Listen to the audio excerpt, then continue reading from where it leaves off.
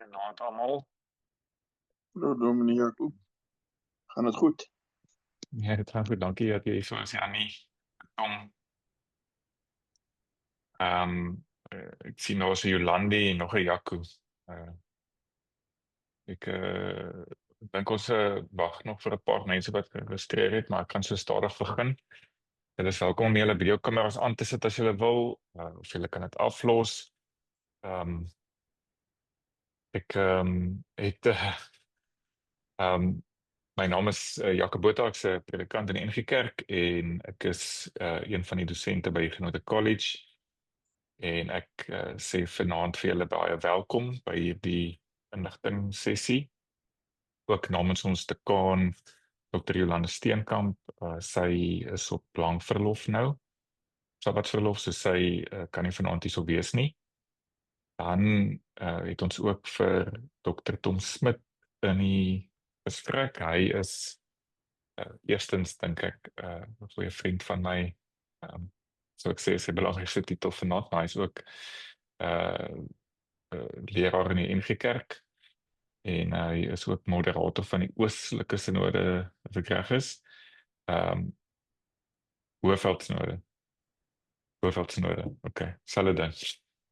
En baie dankbaar vir hom. Hy is ook een van ons gasdosente by Genote College. En hy is verantwoordelik vir voortgesette bedieningsopleiding van die kuratorium die Noorde.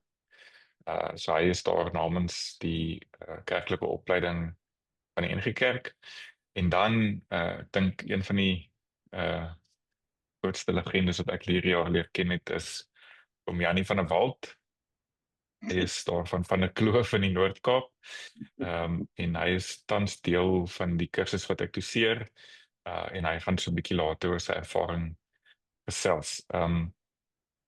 Voordat ons begin, dan wil ek net graag vir julle albei welkom sê, Jaco en Jolande. Ek dink daar gaan nog 'n paar mense join, maar hulle sal maar so deur die gesprek aan die gang kom. Ek wil graag vir julle teksvers lees vir ons begin. En dien so 'n bietjie as 'n inleiding oor die ons met die benadering wat ons hierso by Genote College het, spesifiek met die bedienaars. Ek sou so 'n bietjie van 'n inleiding gee nadat ek die teksvers gelees het. En dan kan ek vir Janie vra om so 'n bietjie te deel oor sy ervaring van die kursus en dan gaan ons lekker stadig deur die kursus gaan en alles baie vir julle verduidelik en dan gaan ek vir Tom 'n kans gee om praat oor die kerklike opleiding en die ampte van bedienaar en dan kan ons dit oopmaak as julle vra het. Ek wil graag vir julle lees uit Handelinge 4. So in Handelinge 3 net nadat die eerste gemeente geplant is, dan lees ons hoe Petrus en Johannes 'n verlamde man gesond maak daar naby die tempel. En nadat die man gesond geraak het, dan begin Petrus met 'n toespraak. En deel van die mense wat na hom kyk en na hom luister. Ekskuus, hier is nou iemand wat weer ingekom het. Ek gaan nou aanhou praat as die persoon. Hallo Elmarie. Ons is besig om te open. Jy is welkom saam te luister. So net nadat hulle in Handelinge 3 die verlamde man gesond gemaak het, dan praat hy, dis eintlik 'n preek wat Petrus vir hulle gee. En onder andere die mense wat na hom luister is die Joodse Raad. En dan in Handelinge 4 begin Petrus en dan bespreek hy die leiers van die Joodse kerk toe en hy sluit sy toespraak af en dan skryf Lukas die volgende en dan sê hy toe hulle, dis nou die Joodse Raad, Petrus en Johannes se vrymoedigheid sien en besef dat hulle ongeleerd en leek is, was hulle verbaas en het hulle herken as mense wat saam met Jesus was. So die teks is my verskriklik naby aan die hart, omdat ek die ongelooflike voorreg het om met mense wat die Bybel beskryf as leuke mense soos Janie te werk. Dis mense wat nie dominees is nie, dis mense wat nie jare en jare studeer het nie, dis mense wat geroep is om langs Jesus te loop. En ek dink dit is die inleiding van wat ek graag wil deel met julle is die as ek met gemeentes of met studente praat oor hoekom hierdie kursus belangrik is, dan is daar twee redes vir dit. Die eerste rede is die ontstaan van die kursus en dit is meer as 10 jaar terug het dit ontstaan as 'n eintlik maar 'n naweek kursus in prediking wat gegee is vir 'n lidmate in die Oos-Kaap wat moes uithelp in prediking waar dan nie leraars is nie of wat leespreke moes doen en so. En dit het oor jare ontwikkel in een van die kapasiteite in die kerk waar daar nie noodwendig altyd leraars beskikbaar is of teenwoordig is nie om lidmate op te lei om die werk van die Here in gemeentes te doen. So dis die een kant van dit. Dit is iets wat die kerk nog steeds gebruik, veral in die Noord-Kaap, daar waar Janie is. Maak hulle baie gebruik daarvan, om Janie self is in 'n so gemeente. Maar dan meer as die helfte van ons studente is in gemeentes waar daar wel leraars is. Wat die gemeente is gesond, die gemeente werk gaan goed, maar die Here roep nog steeds normale mense om disippels te wees, om sy koninkryk te help bou. En dit is eintlik vir my die wonderlike ding van hierdie kursus, is dit is nie net vir gemeentes wat kleiner word en dit is ook vir mense wat net voel die Here het hulle geroep in die gereformeerde leer glo ons as jy gedoop is het die Here jou geroep en hy stuur jou. En die vraag is wat se toerusting gee die kerk om 'n lidmate toe te rus om die evangelie te verkondig, om leiers in 'n gemeente te wees, om diakonale werk te doen, om versorgingswerk te doen. En dit is die kursus wat die kerk gee. So vir my is hierdie gesprekke altyd ongelooflik heilig want ek het te doen met mense wat op 'n baie diep manier bewus geword het van die Here wat hulle wil gebruik. Hulle wil 'n lewe wat betekenis dra. Hulle wil aanhou soekend bly na wat genade beteken en hoe om 'n genadige lewe te leef. En ek het nie die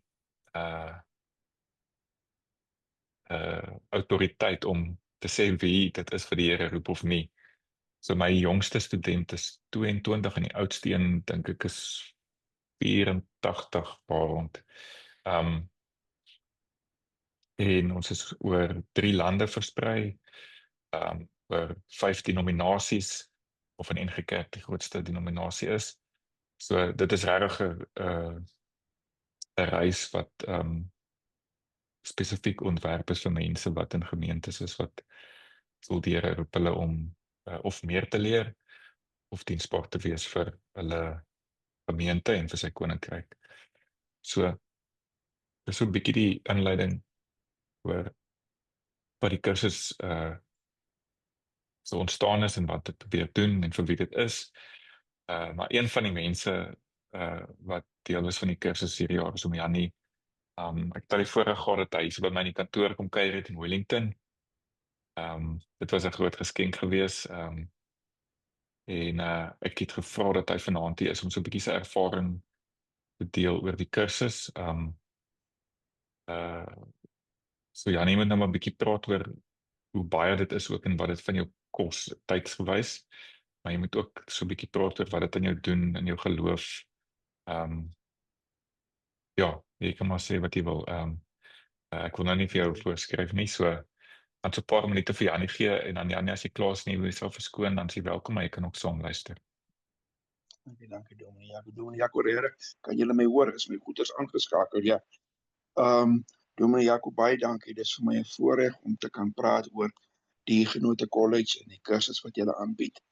En ek weet ek gaan nou sommer al bo begin Een van die eerste vrae wat ek gehad het by iemand wat al die kursus gedoen het, ek het hom gevra, hoorie, is dit 'n klomp akademiese kennis wat jy in jou kop insit, of het die kursus ook vir jou persoonlike verhouding met Jesus dieper gemaak? En sy antwoord was, dit het sy persoonlike verhouding met Jesus baie dieper gemaak, maar dit is ook die akademiese kennis wat daarmee gepaard gaan, is ook op so 'n manier aangebied dat dit vir jou die pad na 'n dieper verhouding met Jesus gewys het. Ek sê dit regtig waar, uit my hart uit. Dit kan seker wees, dit sal maar afhang van mens tot mens, hoe jy dit hanteer, maar dit is hoe dit vir my gewerk het. Dan wil ek net bietjie vertel oor die kursus. Huguenot College, dis 'n Zoom kursus, wat elke aand, ons spesifieke groep het nou maande van 6:00 af tot 8:00 toe, het ons klasse, en dit word baie goed aangebied. Dit is heeltemal in die begin was Zoom vir my 'n baie vreemde ding. Maar mens raak gemaklik daarmee. Daar is mense by die college wat kan help, as 'n mens vashak met die soort van goeters. En dan die personeel by die kursus by die college is nou so, hulle is goed opgelei, hulle help jou graag die vrae wat jy het, om te kan vra, wat mense het om te vra. 'n bietjie by die studiemateriaal gesels. Die studiemateriaal is regtig waar baie goed saamgestel. Wat my persoonlik opgeval het, is die volgorde waarin die studiemateriaal aangebied word. Daar is 'n logiese volgorde. Dit begin by die begin. Dit begin by roeping, by disippelskap. Dan loop jy deur die kerkgeskiedenis, die reformatie, die belydenisskrifte, die kerkorde, al die soort van goed, maar daar is 'n spesifieke volgorde wat dit regtig waar baie interessant hou en dit maklik maak. En dan wil nou net sê, dit vat tyd. 'n Mens moenie dink, ek skryf in vir die kursus, dit gaan maar net 'n minuut of wat op 'n dag wat nie. Daar is leeswerk om te doen. As ek moet sê die ure wat dit per dag, kom ek maak dit maar per dag, want dis hoe ek werk, dan is dit maklik om te verduidelik. As ek 5 ure, 6 ure op 'n dag insit met leeswerk, met refleksies, ek sal nou beduidelik wat is 'n refleksie, en die assesserings, dan kom ek heel gemaklik hierdie werk, en dan is dit dan nou so, dat Saterdag en Sondag, as jy bietjie agter geraak het, kan jy maar inhaal. Maar dit is omtrent die tyd wat dit vat. Die Zoom-klasse het ek al genoem, maar dit word regtig waar baie goed aangebied. Daar's heeltemal oor genoeg tyd vir vrae. En dan die vrae word beantwoord. As daar nou nie op 'n spesifieke aand 'n eerlike antwoord is nie, moet ek nou regtig sê, Dominee Jaco en die ander personeel vat tyd om dalk 'n bietjie te dink, dalk 'n bietjie navraag te doen, maar dat die regte antwoord op 'n eerlike manier na jou toe kom. 'n Ander voordeel van die Zoom-klasse, as mense dit nou gereeld bywoon en so aan, is dat die Zoom-klasse, die studente wat daar binne insit, word 'n geloofsgemeenskap. Jy kan meer vra, jy leer hulle ken, en dit raak regtig waar 'n vertroulike groepie mense wat jy die openheid met om jou vrae aan te vra. En dan sommer wat hierby aansluit is, daar's nog 'n WhatsApp groep ook, ons noem dit die Signal groep, wat dis deurentyd beskikbaar, en die mense kan daarop vra.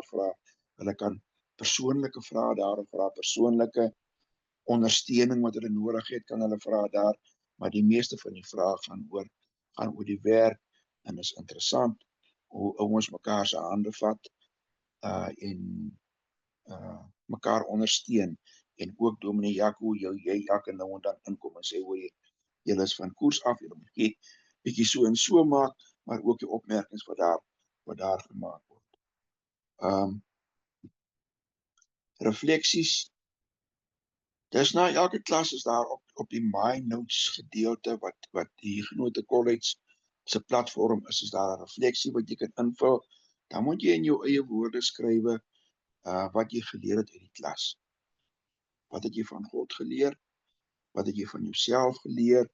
En wat het jy van jou gemeente geleer? En dit maak die klasse baie prakties. Want die bedienaarskursus is 'n praktiese kursus binne in jou eie gemeente. Dit maak dit baie prakties en ook dat jy goed in jou eie woorde kan leer neerskryf en 'n bietjie dink oor wat jy gisteraand of die vorige week gedoen het. Dit doen dit daar. Assesserings op een of ander manier moet ons gemeet word.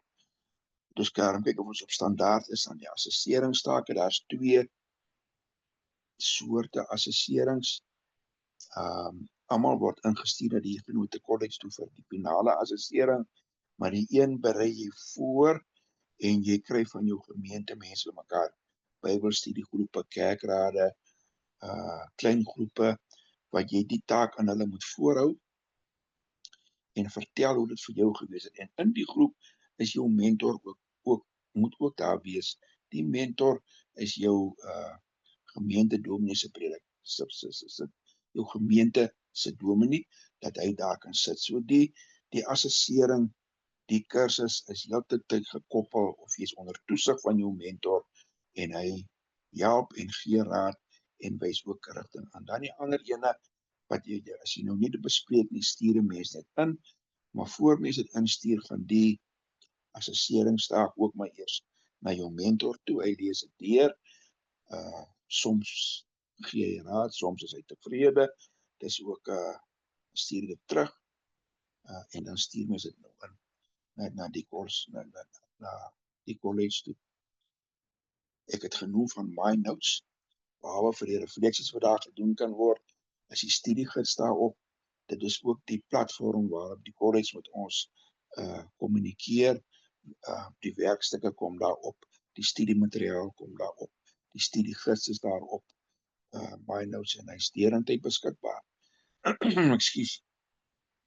Hy is derentyd beskikbaar.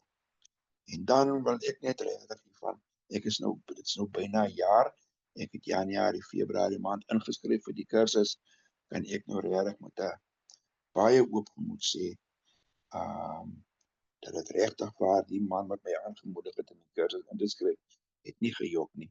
Mense verhouding met die Here verdiep regtig baie deur al die kennis wat jy opgedoen. En dan sonder om nou te veel heuningskwas rond te swaai, maar die dosente, dominee Jaco ingesluit, wat die kursusse wat die lesings, die modules wat ons aanbied, is mense, eerstens is dit mense wat soos dominee Jaco nou gelees het. Jy herken hulle as mense wat saam met Jesus loop. Dit is die eerste ene. Die tweede ene is ook dis mense wat hulle vakke ken. Dus daar word reguit baie geloop, mense wat hulle vakke ken, en jy kan seker wees dat wat jy in die klas hoor, wat jy in die studiemateriaal lees, is regtig waar. Ek is in die NG Kerk, is regtig waar wat die Bybel wil hê, wat God se woord wil hê, ons met ons gemeente. Dit kan ek ook getuig dat dit so is. Dominee Jaco, dis my hele storie.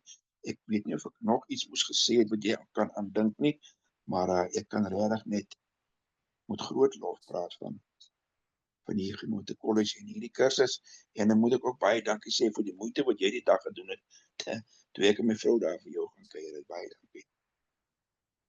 Dankie Janie, baie dankie vir jou getuienis, en dan moet ek ook net dankie sê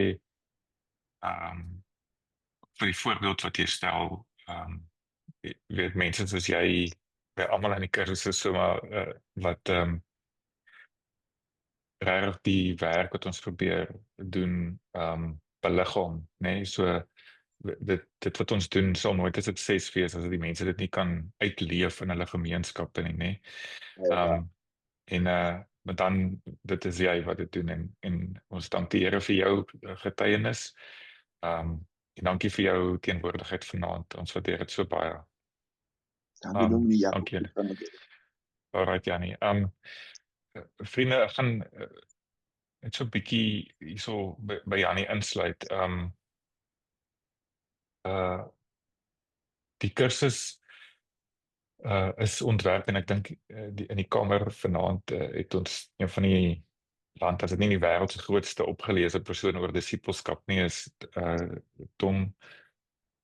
Die kursus is nie ontwerp om jou die slimste persoon in die kamer te maak nie. Daar's ander kursusse vir dit. Hierdie kursus is ontwerp om jou disippelskap te verdiep en te verbreed, sodat jou navolgingskap van ons Here Jesus hande en voete kry in jou gemeenskap, waar jy ook al leef en lewe, of dit nou is 'n gemeente wat klein is en of dit nou 'n gemeente wat groot is, ons getuig dat die Here jou wil gebruik en hierdie kursus is daar absoluut ontwerp om dit reg te kry. En ek gaan nou ietsie van dit sê in die assesserings ook. Ja, so gaan my skreen gou vir julle share en dan gaan ek so 'n bietjie van die uitkomste deel van die kursus. So wat ek nou vir julle gaan deel is wat die algemene kuratorium is nou die belangrike vergadering in die NG Kerk wat kyk na teologiese opleiding. En Tom gaan nou praat oor die ampt van die bedienaar, maar daar's 5 bane van formasie wat die NG Kerk goedgekeur het. Nou wat dit beteken is, as jy in die kursus inskryf, dan kan jy kies in watter rigting jy opgelei moet word. Nou ek gaan 'n kommapunt agter dit sit en ek sal nou 'n bietjie verder oor dit verduidelik. Maar die 5 bane is daar om mense rondom 'n gemeente te sit wat in spesifieke vaardighede opgelei is, sodat hulle tot diens van hulle gemeenskap kan wees. Dit sal nou wees in 'n, kom ons vat nou om Janie se voorbeeld, daar's nie 'n dominee in sy gemeente nie. Dan hoop die kerk om ten minste 5 bedienaars in daai gemeente te sit, elkeen met een van hierdie fokus areas. As daar wel 'n leraar is, dan sal hierdie span 'n bedieningsspan vorm wat saam na die gemeente omsien en die koninkryk dien. So gaan stadig deur hulle gaan. Net 'n belangrike opmerking, as jy kyk na al die bane, jy sal sien daar staan kernmodules. Nou al die kernmodules vir al die rigtings is presies dieselfde.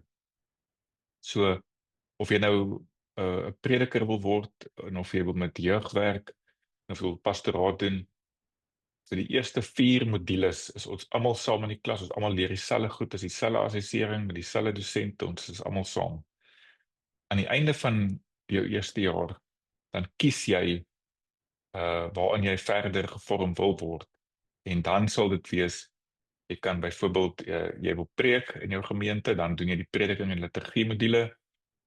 As jy met jong mense en families wil werk, dan doen jy die jeug en familie. As jy missionale leierskap, dis dan meer kerk, bestuur en administrasie. Dit wil doen, dan kan jy daarin kies. As jy gemeenskapsontwikkeling werk wil doen, soos sopkombuise of opheffings en geregtigheidswerk, dan sit gemeenskapsdiakonaat en dan natuurlik pastorale sorg is nou meer met pastorale gevalle vir sterfgevalle en siekebesoek en huisbesoek en selfs doopbesoeke en so. So in essensie is dit die uitkomste van wat ons graag vir julle wil aanbied, is een van hierdie rigtings. Nou ek het nou gesê daar's 'n kommapunt in hierdie rigtings van formasie. Want wat ons agtergekom het is bedienaars wat in prediking spesialiseer het na hulle nou ons het teruggekom en gesê my gemeente wil ook hê moet die vaardigheid van byvoorbeeld pastorale sorg het, of ek voel die Here roep my ook om 'n vaardigheid van jeugwerk te ontwikkel.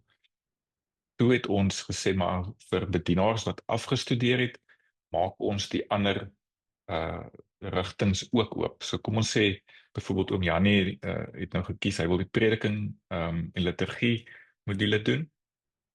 Hy wil in sy gemeente preek, maar dan kom hy agter, maar hy wil graag ook pastorale sorg doen. Al wat hy dan doen, Dus hy skryf in vir die pastorale sorgmodule. Jy doen nie die hele kursus van vooraf nie, jy doen net daai een module. Dit kos jou helfte van die prys van 'n module. So dis 14 weke se leer en dan kry jy ook daai vaardigheid by wat in jou ring waaraan jy dien bevestig word. So, daar's regtig rykwyte hierso om aan te hou leer en aan te hou groei, nie net in die rigting wat jy voel die Here jou roep nie, maar ook in die toekoms as jy voel jy wil verder leer en dan is daar geleentheid vir dit. Ons het ook ander nuwe vakke wat ons deurgaans ontwikkel. Ons is tans besig met 'n teologie en rampbestuurvak wat een van ons vennote gevra is. Dit beteken, hoe kyk jy na mense, soos daar in die Noord-Kaap is daar baie droogte gewees, of daar's brande in die Vrystaat, of daar's ons vloede in Natal. Hoe kyk jy na 'n gemeenskap pastoraal en prakties in sulke toestande? Ons het ander baie opwindende goed wat ons ontwikkel rondom sakramente en Bybelvakke wat ons ook gaan aanbied. So ons gaan die kursus al hoe meer uitbrei sodat jy, as jy klaar 'n bedienaar is, jou vaardighede kan uitbrei en jou teologie dieper kan maak. Dan gaan ek 'n volgende skyfie vir julle wys. Hierdie is hoe die kursus lyk. So gaan stadig deur dit gaan. Ons werk in hierdie kursus met termyne, nie met kwartale nie. So die termyne, elke keer as jy 'n termyn sien, moet jy sien 14 weke. 14 weke beteken die eerste week is 'n oriënteringsweek, die laaste week is 'n afsluitingsweek en dan die 7de week is 'n assesseringsweek en die 13de week is 'n assesseringsweek. So dis nie heeltemal 14 klasse nie. Dis so 11 klasse wat jy per module het. En dan is daar in elke termyn 2 assesserings. Daar's op week 7 en op week 13 assessering. En dan soos wat oom Janie gesê het, dis nie kognitief van aard nie, dis formatief van aard. En dit beteken ons laat julle nie toets skryf nie. Ek verduidelik dit altyd so vir mense. Ek kan vir jou 'n handboek gee oor gebed. Hier's boeke oor gebed op my rak. Die feit dat jy die boek uit jou kop uit kan sê, beteken nie jy weet hoe om te bid as iemand op hulle sterfbed lê nie. Dis iets wat binne in jou spiritualiteit, binne jou roeping, binne jou menswees, binne jou geloof lê. Dit lê nie noodwendig net binne jou kop nie. So ons doel is om jou nie slimmer te maak nie, maar om jou disippelskap te verbeter, sodat dit wat jy leer in jou lyf vasgevang word en net kan uitleef. So die assessering, soos wat Janie gesê het, sal byvoorbeeld wees, gaan bied 'n Bybelstudie aan in jou kerk, of dit nou in 'n kerkraad is of 'n belydensklas of wat ook al, en gaan leer die mense oor hierdie spesifieke tema. En dan sal jou leraar van die ring of van jou gemeente daar saam met jou wees en daai persoon assesseer jou en jy stuur dan die punte vir ons en ek modereer dan die punte. Hoekom ons dit so doen? Daar's 2 redes. Eerstens is ek gaan nou die preek module vat. So die preek module moet jy natuurlik preek om geassesseer te word. So ek kan nie, daar's ons hierdie jaar oor die 90 studente in my klas, ek kan nie 90 weke rondvlieg en mense se preke gaan assesseer nie. So ons maak staat op plaaslike leraars wat ervare is om die assessering te doen en ek modereer dit dan. So ek lees nog steeds al die take en kyk mooi na dit en so, en jou plaaslike leraar assesseer jou. Die tweede rede vir dit is, jou plaaslike leraar dien, soos wat Janie gesê het, as jou mentor. So jy is heeltyd in gesprek met iemand. Ons sit 'n hele span mense rondom jou om jou te help met die werk. Ons verstaan dat dit kursus is wat meeste van my studente werk voltyds en dit help my net om dat jy nie net een keer 'n week op 'n Zoom is nie, maar dat daar iemand is wat jy ken en wat jou gemeenskap se teologie ken, wat jou kan help met dit. So en dit is vir ons 'n verskriklike groot pluspunt, want ek verduidelik altyd vir mense, ek sê vir hulle, hoe die mense in die Noord-Kaap praat van genade is nie dieselfde as die mense in die Wes-Kaap nie. So jou gemeente het 'n taal, en die teologie wat ons vir jou leer, moet vertaal word tot jou gemeente toe.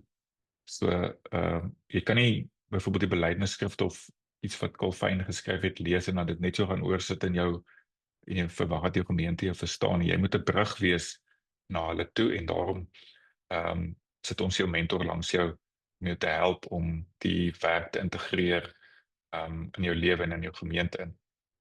So dis 'n bietjie oorsig van nou terugkom na die toe 'n opsomming. So as jy by ons inskryf nou, dan volgende jaar einde Januarie begin ons met gereformeerde teologie.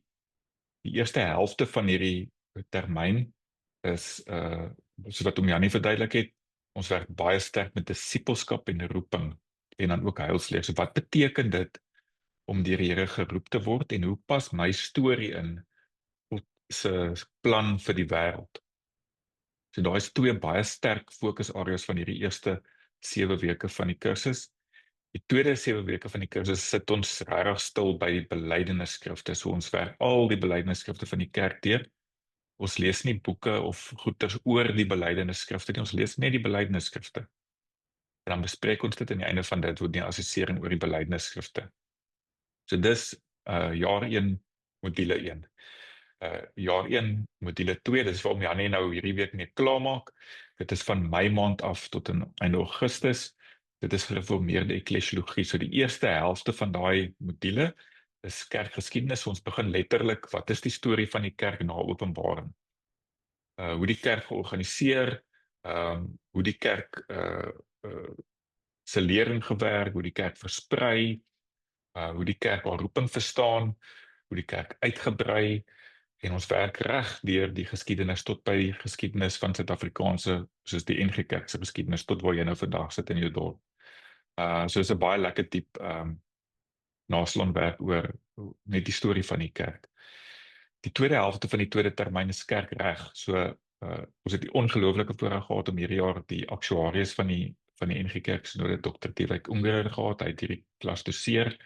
So ek het nou gesê, daar was ons 15 nominasies wat ons mee werk. So in die tweede helfte van die tweede module kry ons kerkregkundiges in die onderskeie kerke om kerkreg te leer vir jou. So ons leer jou om die kerkreg toe te pas in jou gemeente waar jy is, om te verstaan en om dit te interpreteer. So in hierdie tweede termyn, in die tweede helfte het Janie en die NG Kerk nou alleen gesit met hulle NG Kerk dosent. Die ander denominasies het hulle eie dosente gehad wat hulle dit leer. Dan die termyn 3, ons begin nou die eerste week in September met dit. Dis van September tot by einde November dink ek. Tom, ek wonder of jy nie sommer dit wil praat nie, want Tom doseer dit saam met my. Sê 'n bietjie oor hoe dit werk, Tom, en wat dit is en wat die doel is daarvan. Dank julle almal, dis lekker om te luister en ek is nuuskierig natuurlik om te hoor waar julle almal vandaan kom, so as jy dalk daar in die chat sommer dit kan sê. Die derde termyn gesels ons oor missionale spiritualiteit, so ons gesels oor hoe 'n volgeling van Jesus 'n lewe saam met Jesus leef wat hulle eie geloof versterk, maar dan ook hulle saambind met ander gelowiges om die avontuur van God binne in hulle gemeenskap uit te leef. Met die twee groot bewegings van uitwaarts en inwaarts, hoe dit gesinkroniseer word en hoe dit lyk om binne in 'n gemeente, nie net 'n gemeente of 'n lidmaat te wees wat net 'n sterk geestelike lewe vir jouself het nie, maar wat ook daai lewe laat oorspoel saam met ander binne in die gemeenskap. So ons kyk na 'n bietjie van die teologie wat daarmee help en ons kyk na praktyke, gebedspraktyke. En dan begin ons baie prakties raak in die termyn oor maniere hoe jy jou gesin en jou vriende binne in jou geloofsgemeenskap of jou kerk op so 'n avontuur kan gaan.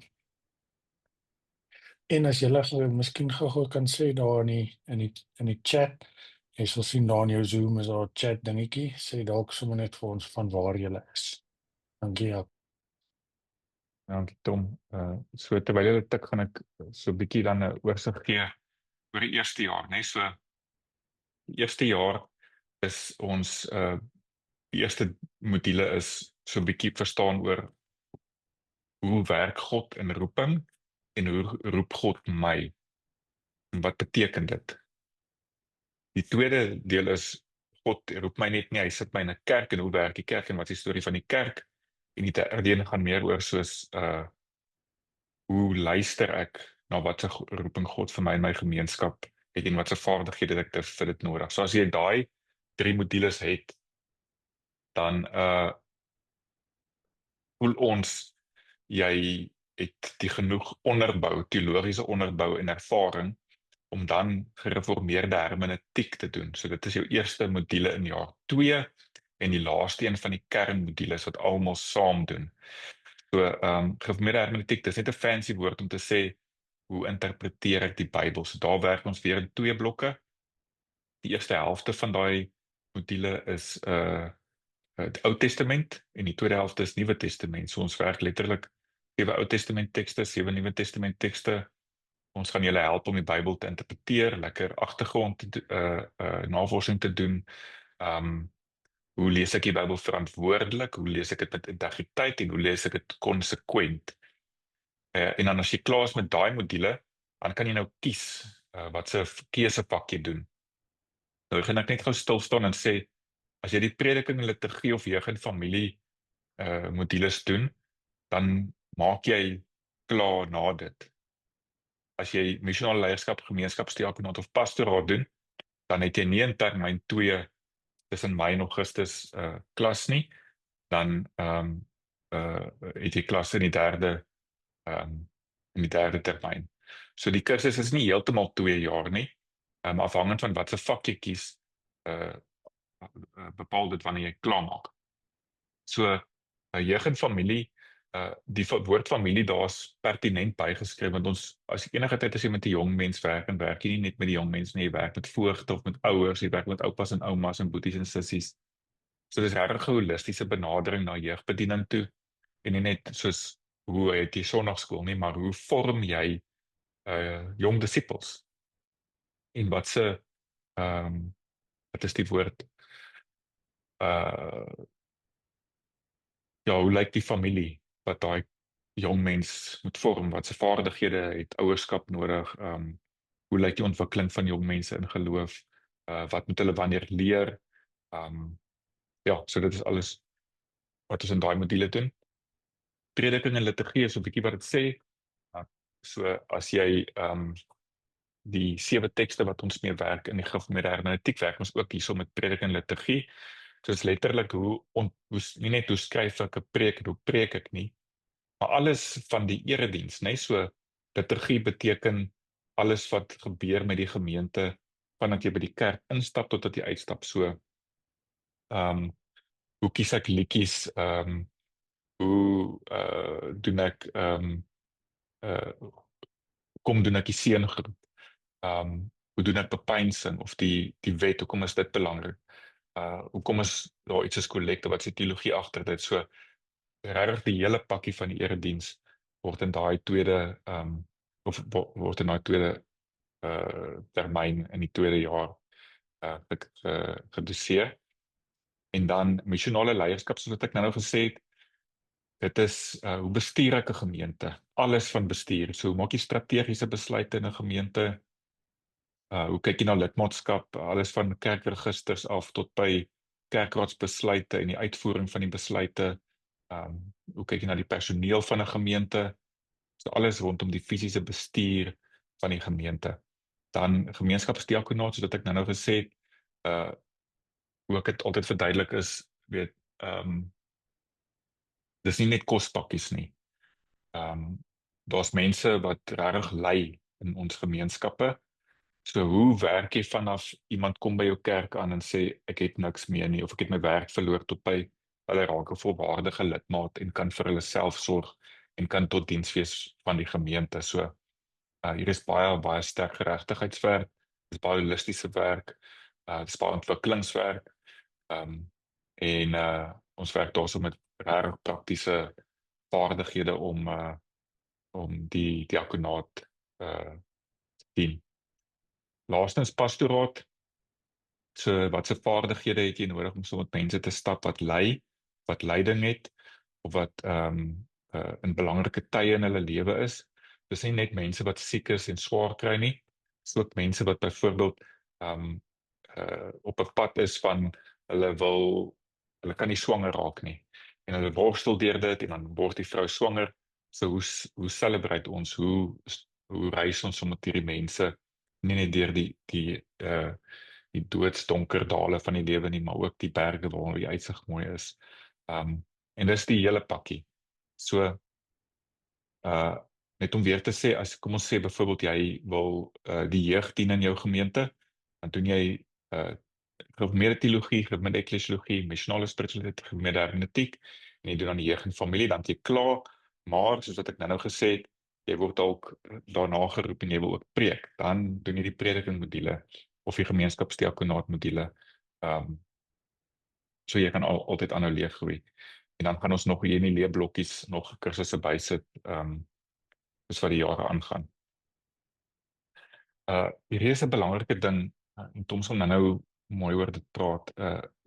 So wat ons agtergekom het is, ons het nie net 'n akademiese ruimte nodig nie.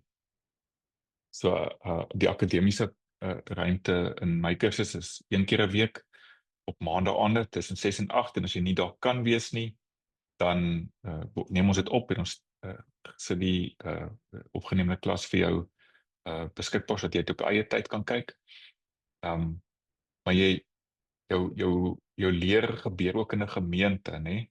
So dit help nie jy raak slimmer en wyser, maar jy het nie 'n plek om dit te gaan uitleef nie. So die gemeente is verskriklik belangrik waar jy jou roeping moet uitleef. En daar het ek gesê, die persoon daar is die leraar wat saam met jou reis en jou help en jou vrae antwoord en vir jou ekstra hulpbronne gee, en dan nog bykomend tot dit is die seminarium. Dis 'n groepie mense wat deur die NG Kerk vir ons gegee is. Hulle is reg oor die land versprei. En daai mense se werk is letterlik integrasie. So ons werk daar sterk met, daar kan Tom ook nou iets oor praat, is spesifiek waar hy gaan praat oor die vaardighede wat die kerk wil hê, die leiers in die NG Kerk nodig het. Ons werk, dis 'n verskriklike lekker ruimte. Jy is nie ekstra leeswerk nie, dit is nie assessering nie, dis net ons hê gesprekke oor die temas wat vir ons belangrik is, wat opduik in die akademie of in ons gemeentes. Dan het ek nou 'n ander belangrike ding wat ek wil gesê het, wat ek net moet, ek gaan teruggaan na die vorige blokkie toe. So wat word van jou verwag in hierdie modules? Hoe baie is die werk? So ons die tegniese woord in ons regering is 'n NQF vlak 3, wat beteken hierdie is die werkslading van 'n graad 11 leerder. So dit beteken dat prakties gesproke moet jy reg wees om op die meeste so 10 bladsye 'n dag te lees, gemiddeld so 5. Jou klas is 1 keer 'n week vir 2 ure, en dan het jy elke 7 weke assessering. Die assessering is gewoonlik skryf so 2.500 woorde oor dit, is 'n taak, of voorbereiding vir 'n Bybelstudie of so, wat jou leraar, soos wat ek gesê het, assesseer. Maar hier is die ding, dit is wat Jannie nou gesê het, is hoe baie tyd hy in dit spandeer. Dit is alles afhangend van jou. Daar is nog nie 'n student wat by my gedryp het nie. Almal kom dit deur. Almal doen verskriklik goed.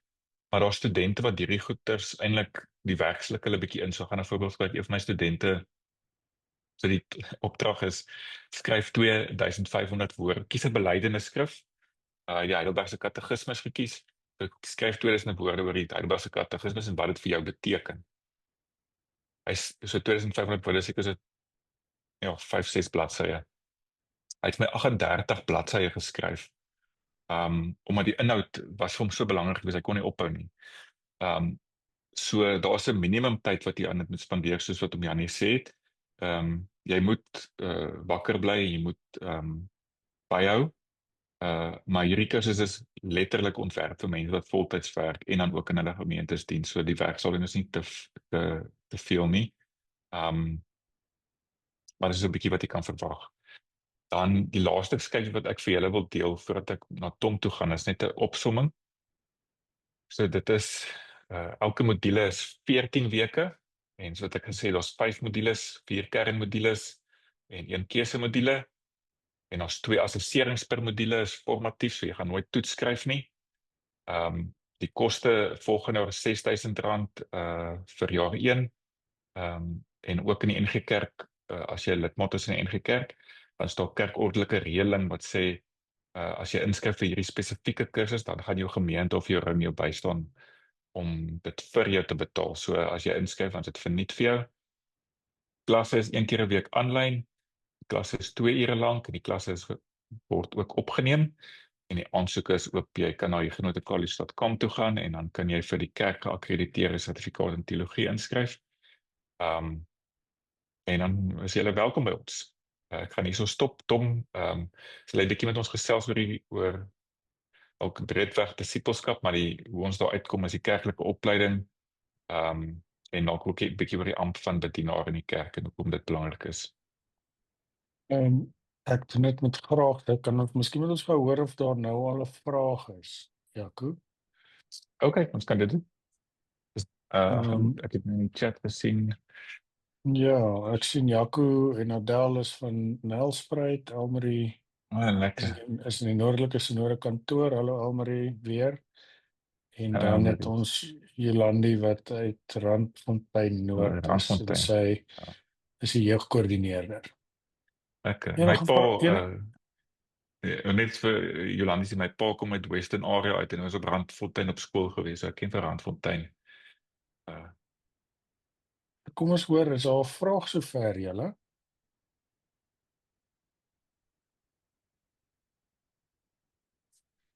Lyk nie so nie. Goed, so Nog reg, daar's hy. dankie. Daar's hy, Elmarie, ja. dankie julle. Elmarie, jy So- kan jou kamera aansit as jy gemaklik voel. As jy wil iets vra. Ek weet nie hoe my agtergrond gaan lyk nie. O. So ek sal maar eerder dit afhou. Ek Okay, het dis dit reg. ook nog tussenin, so. Okay. Het jy nie 'n vraag nie, nee. Ja, nee, ek is reg. Okay. En Jolandi, Jaco, julle is ook alright.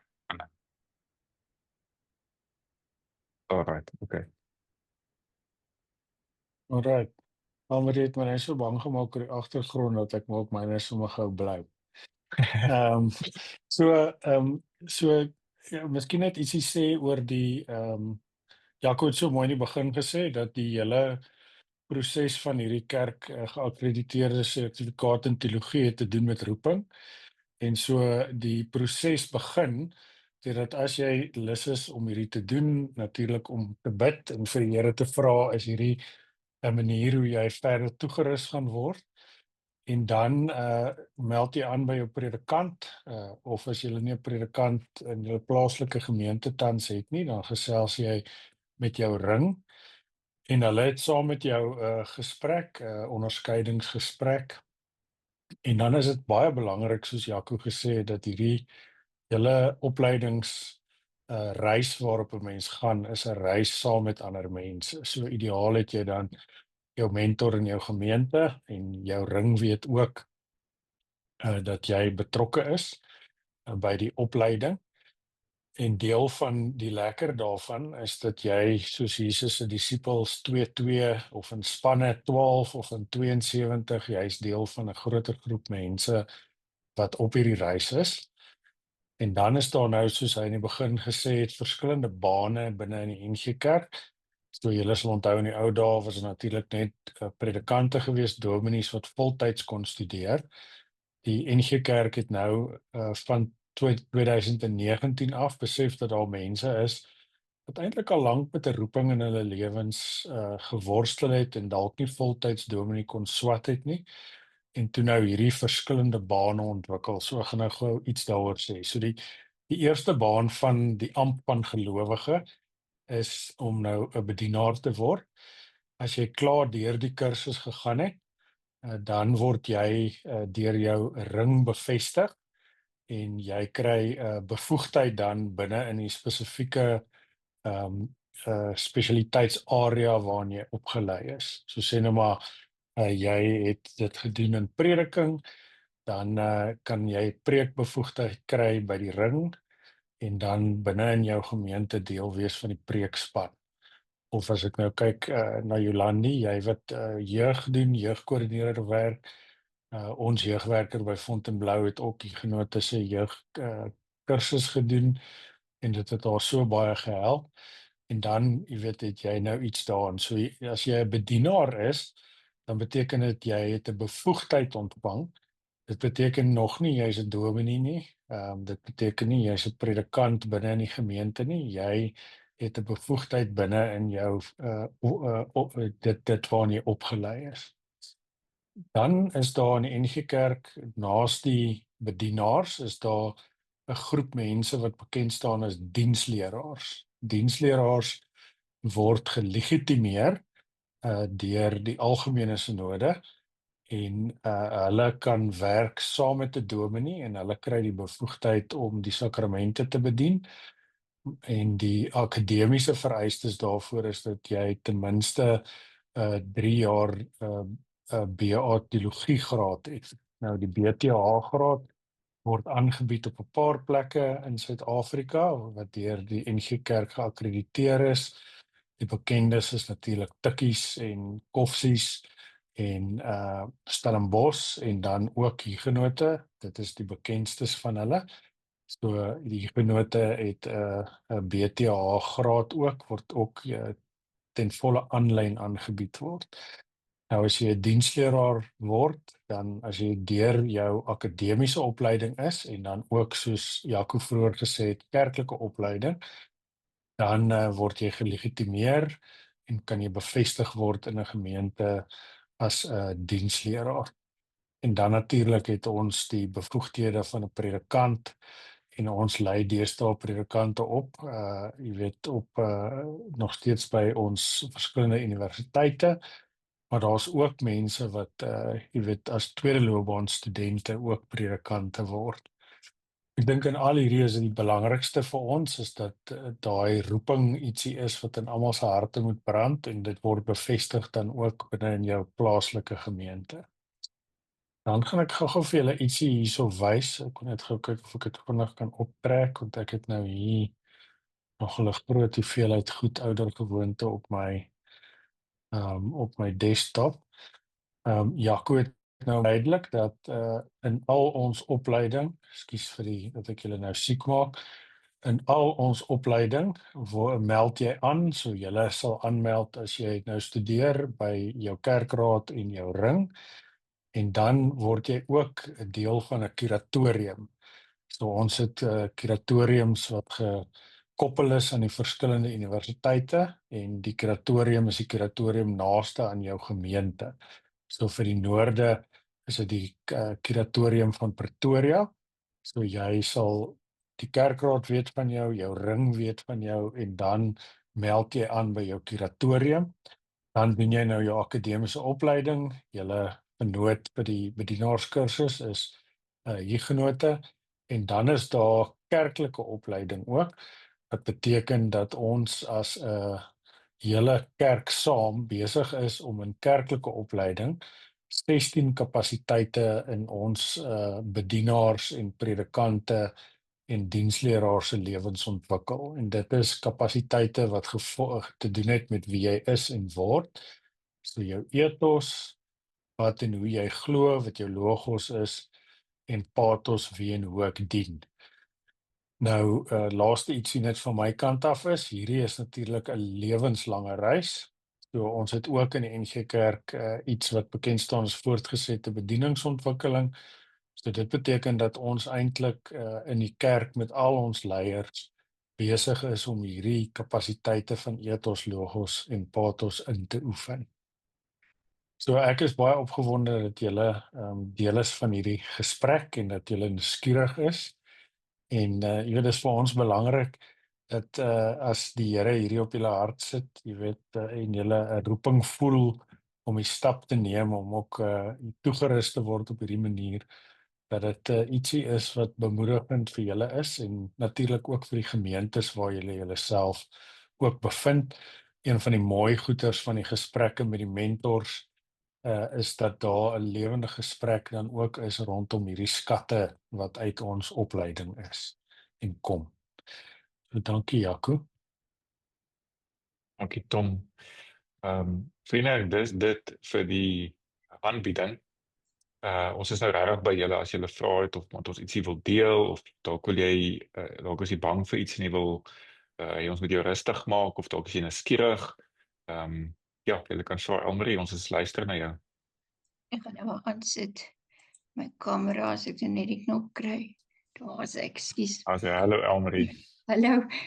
Ek wil net dit vat die hele storieetjie soos wat hy nou verduidelik het, vat seker maklik 10 jaar as ek so luister. As jy die hele ding doen, is daar 'n beperking op 'n ouderdom? Want ek is al reeds oud. Ek sal dit nou nie hardop buite kan sê nie, maar so is daar 'n afsny ouderdom wat die kerk het. Ja, Elmarie, my jongste student is 22, my oudste is 85. So, daar is nie 'n beperking nie. Okay. So, ons verwelkom regtig almal as jy 'n roeping het. En dan vandat jy begin tot jy klaar maak, is dit so afhangend nou van watse vak jy wil doen, hè. Sal dit so 18 maande wees van aktiewe leer. As jy nou daai laaste derde termynse keusevak het, dan gaan dit jou tegnies gesproke 2 jaar vat, maar jy gaan daai middelblok gaan jy nie aktief leer nie. Jy gaan nog steeds deel van die kerklike gesprekke wees. Maar jy gaan nie 'n klas hê of so nie. Okay. Jaco, as ek miskien hier kan inkom, so Elmarie, as jy nou praat van die 10 jaar, dan praat jy natuurlik nou al die pad tot 'n predikant. En vir bedienaars is daar geen ouderdomsbeperking, quote-unquote nie. Maar natuurlik om binne in die NG Kerk as 'n gelegitimeerde of as 'n geordende te bedien, is daar tans die 65 jaar reël vir aftrede, dan emeriteer jy. So jy weet daai, as jy nou praat van die lang lyn, dan dink ek is dit ietsie wat mens maar in gedagte hou. Miskien Jaco, kan jy ook ietsie sê net oor die artikulasie, so dis 'n woord wat mens nogal sal hoor. Is dat wanneer jy van baan, sien maar jy was 'n bedienaar en nou word jy of nou leer jy hoe om 'n diensleraar te word. Ons noem dit artikulasie natuurlik. En daar's tans mooi werk wat gedoen word om te kyk dat die goed wat julle in die kerk geakkrediteerde sertifikaat in teologie doen, krediete raak wanneer jy vir die BTH inskryf. So in daai artikulasie. So ek weet nie of jy ietsie daaroor wil sê nie, Jaco. Ja, graag. So, ons is konstant aan die ontwikkel by Genote College om 'n pad te bou, effektief van graad 10 af tot by 'n PhD in teologie. En natuurlik is dit 'n baie lank pad en die eerste stap van dit was gewees om hierdie kursus wat ons nou oor gepraat het vanaand neer te sit, en dis wat ons nou gedoen het. Die tweede stap is 'n hoër sertifikaat in teologie. So dit val nou tussen die kerkgeakkrediteerde sertifikaat en 'n BTH in teologie. So tussen stappie, né? So dit is spesifiek vir mense wat nie universiteitsvrystelling het nie, maar wat wil ergens 'n leraar word. Okay? Wat ons agterkom is ons is nou nog onseker van die nuwe groep studente, maar die ou groep studente so min of meer 40% van ons studente gaan leer verder op een of ander manier, né? So hulle gaan nou doen 'n BTH of hulle doen 'n nagraadse diploma in teologie of hulle doen iets anders. En ons vermoed dit het te doen met eerstens die manier hoe ons mense leer is vir hulle eie roepings behulpsaam, maar die tweede ding is die kerk is besig om mense se roepings regtig ernstig op te vat. So die kerk bou paaie vir mense wat leerbaar is en wat wil aanhou groei. So daarso as jy die kursus klaar gedoen het, dan kan jy artikuleer as jy byvoorbeeld jy's 'n onderwyser of 'n stadsbeplanner of 'n dokter, dan doen jy die bedienaarskursus, dan kan jy na byvoorbeeld 'n hoër sertifikaat in teologie, honeurs in teologie gaan doen of 'n nagraadse diploma in teologie gaan doen wat ook vir jou bane oopmaak. Soos die diensleraar pad afhangend van die ouderdom.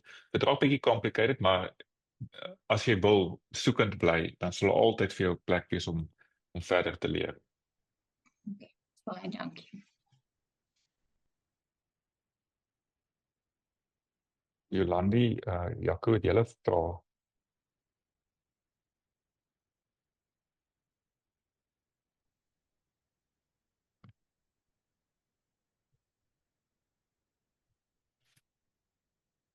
Hallo, daar's twee van julle. Ja, kan julle my hoor? Ons hoor jou mooi. Hallo Jaco. Hallo Tom. En Jaco, ja, Adele is my vrou en sy sit bietjie saam met my en luister hierna. Ons het 'n vars geleentheid in ons gemeente waar ons 'n kollega afgestaan het aan 'n gemeente in Pretoria en ons is 'n 3-man gemeente. En ons is nou net 2 leraars en ons ondersoek tans die moontlikheid om eintlik weer te kyk na bedienaars en diensleraars om eintlik die werkslading dalk anders te verdeel. En dit is nou vir ons eintlik 'n vars ding waartoe ons toetree. En 'n vraag wat ek miskien net het is hierdie artikulasie waarvan jy nou gepraat het, is dat sou jy dan sê nou maar jy het iemand wat byvoorbeeld al 'n graad het in onderwys en weet na bediening se kant en na jeugbediening se kant toe die persoon wil aanwend, sou hulle dan eers die bedienaars kursus moet klaar doen en dan artikuleer na 'n diensleraar toe later dalk. Ja, dis net so ek is bietjie onseker oor die prosesse. En hierdie help baie om net eintlik duidelikheid te kry want ek meen die feit dat ons in Nelspruit sit sê eintlik dat almal wat byvoorbeeld sal inskryf dit deur Huguenote aanlyn sal doen. So dis 'n wonderlike geleentheid. Maar bietjie van daai proses net in die gemeente wat ons moet skep om dan eintlik mense wat reeds bedien eintlik dan te lei om die opleiding te kry en ja, dat dit 'n keuse is dan nou vir ons. Dankie, Jaco. Ek gaan 1/2 van die vraag antwoord. Ek dink dit is belangrik dat Tommy inkom van die NG Kerk spesifiek. Ek gaan nou net my Huguenot College wiki ophou. Jaco, jy is 'n leraar, nee. Ja. Alright, so ek gaan nou net so 'n bietjie eklesiologie met jou praat, nee. So wat ons ondervind in 'n paar gemeentes is dat die gemeentes, dis 'n handjievol 3 of 4. Die gemeentes maak 'n strategiese besluit en dis almal gemeentes waarom een of meer leraars is wat sê dit is nie die werk van die predikant om die gemeente te dra nie. Dis die werk van die gemeente om en die predikant speel 'n spesifieke rol in dit. So wat hulle na ons toe gekom het en gesê, hulle dink as ek by 'n kerkraadsvergadering is en al my ouderlinge het bietjie kerkregkennis en bietjie teologiese kennis, dan gaan die onderskeidingsprosesse van die gemeente baie beter wees, né? So dis die een strategiese ding wat ek dink 'n ongelooflike verskil in gemeentes kan maak. Die tweede ding is nou studeer iemand en hulle wil artikuleer, né? So daar spesifiek so 'n geval, so 'n onderwyser in my klas, dis my jongste student. Hy's by Durban Hoërskool student, of 'n onderwyser en hy's by my student. Die gogga het hom ordentlik gebyt. En hy wil nou 'n nagraadse studies in teologie doen wat hy wil kan artikuleer na diensleraar. Dit presies wat jy nou sê. Tegnies gesproke, het jy nie die bedienaarskursus nodig om 'n diensleraar te word as jy 'n ander graad het nie, né? Jy doen 'n nagraadse diploma in teologie by Stellenbosch of in Pretoria, dink ek is honneurs in teologie of by Bloemfontein. En dis 'n jaar of 2 wat jy studeer deur hulle eie programme en dan kan jy gelegitimeer word as 'n diensleraar. Wat ons agterkom is as jy 2 jaar se teologie in jou lyf het en jy word dan 'n diensleraar, ons kom agter dis nie genoeg nie. So wat ons voorstel altyd van my kant af is, as jy regtig geroep is vir dit, doen eers ons fondasie bedienaarskursus en artikuleer dan. Dit is net 'n ander wêreld. Die studente wat ons nou, of daai student wat ek nou praat van met in Durban wil sit, hy is nou tans in teologiese gesprekke met mense wat in sy gemeente is wat doen, wat 'n meestersgraad in MDiv in teologie nou besig is om te doen. So sy fondasie kennis en sy fondasie verstaan van teologie is soveel beter. So hy gaan nou artikuleer volgende jaar na nagraadse diploma in teologie toe. Eerstens hy gaan die taal van teologie net baie vinniger leer. Dit gaan homself help. Hy gaan tot baie meer diens weet van sy gemeente, omdat hy goed klaar in sy lyf sit.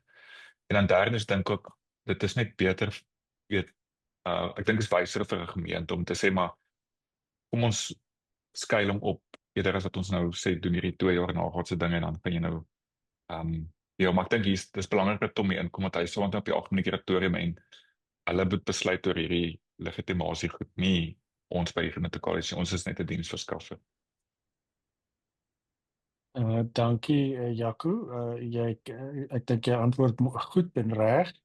Jaco, oor jou heel eerste vraag, Jaco Strauss, jy hoef nie eers die bedienaarskursus te doen om 'n nagraadse diploma in diensleraar te doen nie. So hoe alles werk met 'n nagraadse diploma, is daar's nou verskillende opsies. Die groot opsies is Stellenbosch op die oomblik en Pikkies actually. So daar praat mens, jy weet, met Wikus van der Merwe, ons kollega in kerklike opleiding. So jy weet, as daar 'n direkte roete, dis die mees direkte roete, dan is daar natuurlik kerklike opleiding wat saam met dit kom. Ek stem heeltemal met Jaco saam dat as daar iemand is wat nog nooit akademiese teologie gedoen het nie en kom met 'n graad en hulle toegang kry tot die PG Dip, is dit maar goed, jy weet, ek stem saam met Jaco dat, jy weet, om bietjie net bewus te raak met die kerklike, jy weet, sertifikaat in teologie help verskriklik baie daarmee. Maar as jy nou praat van 'n direkte roete, dan hoef jy nie die bedienaars ene te doen nie. Ek dink dit het maar te doen ook met die roeping van die persoon, jy weet, en so wat ek by jou hoor is julle het 'n behoefte binne in die gemeente wat natuurlik waar is, en is nou om daai behoefte jy weet, saam met die geroependheid van die mense, jy weet, binne in julle gemeente te kan raak sien. Ek het toe jy so begin praat, toe dink ek sommer baie jare terug, toe in 2019, toe jy weet, die werk begin doen is om jy weet, hierdie aan mekaar te sit, toe was daar hierdie prentjie gewees. Ek gaan gou kyk of ek hom kan opsit. Sien julle die prentjie met die tafeltjie? Sien jou, daar's 'n setting screen rename Okay, voor ons. so ek het nou 'n bietjie iets anders geshare. Gelukkig het ek nie iets dodgy met julle geshare nie. Hierso sien julle nou die tafeltjie. So Ja, jy ja. weet, die ek dink die verbeelding was presies wat Jaco gesê het, dat as jy 'n bedieningsspan, 'n kernbedieningsspan het met 'n veelvoud van, jy weet, sien nou maar bedienaars, die leraars en die bedienaars, jy weet, dan help dit ons om te kom op 'n plek, jy weet, waar ons die bediening kan versterk. My voorstel sal wees, Jaco, as jy 'n bietjie, jy weet, die details wil praat oor byvoorbeeld die diensleraarpad met 'n PG Dip of 'n honneur, jy weet, dat jy met Wikus van der Merwe kontak maak. So ek sal sommer gou net sy e-posadres in die chat sit en sy foonnommer, en dan kan julle net met hom gesels. Die laaste ding wat ek moet sê oor dit, Jaco, is nou julle hierdie roete oorweeg, nê, dit is verskriklik belangrik vir die mense by Huguenot College, ons hele fakulteit hierso, om in kontak te bly met die grondvlak waar hierdie mense werk en leef, nê. Ek het nou gesê ons werk nou aan 'n teologie en rampbestuur module. Dit kom nie van 'n sinode af nie, dit kom van gemeentes af. So as julle daai besluit sou maak, dan wil ons saam met julle leer oor hoe lyk so 'n bedieningsspan, wat se kapasiteite, want dit is nie net dat ons die goed nou neersit en almal moet dit eet nie.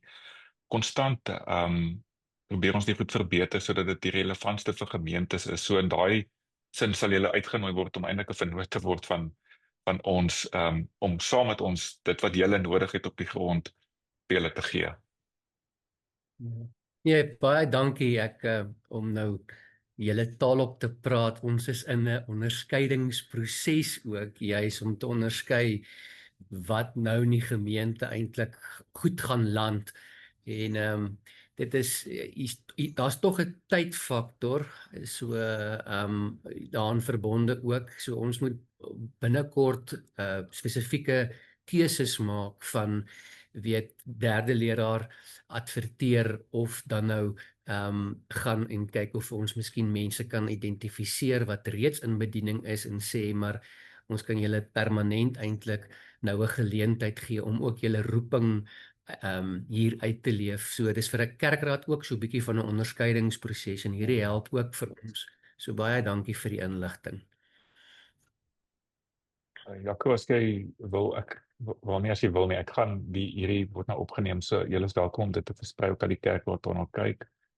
Op wie ook al julle wil, wat al selfs in julle ring, as hulle wil navraag, dan kan hulle ook met my of met Tom of met Wieke in kontak tree. Jaco Strauss, ek het gou vir jou Wieke se nommer ook sommer ge-WhatsApp, so jy het dit nou. Dankie julle. Jaco, is dit al jou vrae?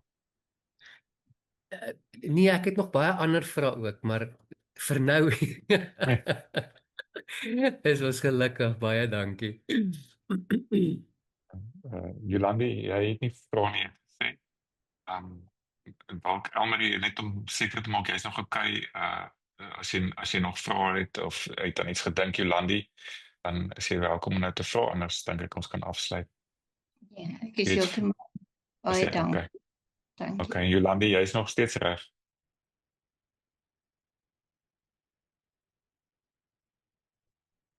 Dit lyk my Jolandi is ja, sy is reg. Ek wil dan graag vanaand afsluit deur om vir julle te bid. So kom ons bid saam. Here, eerstens moet ons net kom dankie sê vir die voorreg om vanaand te kon gesels oor beroeping en dat U ons roep en ons vorm en ons stuur. Here, U het vir ons kollegas en vriende gegee op hierdie reis wat ons vanaand vir die eerste keer ontmoet het. En ek besef ons net weer opnuut dat ons behoort aan mekaar deur U genade en ons is saam op reis in die kerk en ons het 'n behoefte om te leer en om te groei. En dankie vir die geleentheid om met vriende in geloof saam te gesels oor verdere opleiding. Here, ek wil bid vir elkeen van hierdie vriende om onderskeiding, vir Elmarie, vir Jolandi en vir Jaco en sy gemeente. Here, help hulle om bewus te word van wat U Gees in hulle doen, waarteen U hulle roep en bemoedig hulle, Here. Dit is altyd 'n worsteling. Die antwoorde kom nooit maklik nie. En help hulle om vanuit vryheid en uit genade te onderskei en nie vrees nie. En Here, dan wil ek ook vir my broer Tom bid. Here het so 'n spesiale roeping in sy hart gesit en hy is op verskeie plekke tot diens van U. Here, dra hom, bemoedig hom en versterk hom. Al die verantwoordelikhede wat hy het en die mense met wie hy gesels. Help hom om ook te voel dat ons almal vir hom lief is, ondersteun en langs hom loop. Here, dan bid ons vir ons studente. Here, U het hulle vir ons gestuur om hulle op te lei vir die doel van die kerk. Here, seën hulle en dra hulle. En dankie dat ons so baie by hulle leer en die voorreg het om saam met hulle te reis. Dit bid ons in die naam van Jesus Christus, die een wat opgestaan het. Amen. Dankie julle. Julle almal het my e-posadres en julle het nou Wieke se. Dink julle het Tom Mossen ook, as ek nie seker is nie, Tom wil jy nog van die chat sit. Ons is tot diens van julle. Julle is welkom ons te kontak as julle vra het. Die aansoek is nou oop. As jy aansoek doen aansoek vir die kerk geakkrediteerde sertifikaat in teologie en dan is ons personeel in kontak met julle. Baie dankie vir julle teenwoordigheid en ek hoop julle het 'n baie lekker aand.